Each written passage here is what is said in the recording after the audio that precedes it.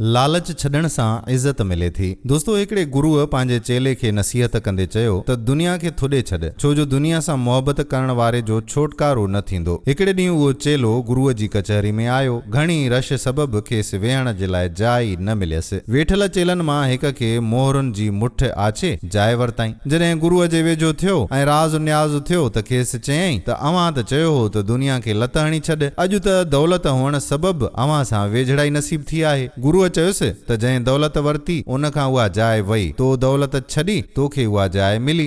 दौलत हुअण सबबि इज़त नथी मिले, पर छॾण सबबि। गुरुअ चेले जी ॻाल्हि खे सौं सिधो कंदे चयो त लालच छॾण सां इज़त मिले थी। मतलब त दुनिया जे पुठियां ड्रोड़बो त ड्रोड़ंदी वेंदी, दुनिया खे छॾबो त पोयां ईंदी। जेके दुनिया जे पोयां विया से मोटिया ई कीन। इन बारे में अव्हां छा पिया चओ? कमेंट सेक्शन में पंहिंजी राय ज़रूर ॾिजो। वीडियो पसंदि आई हुजे त शेयर बि कजो।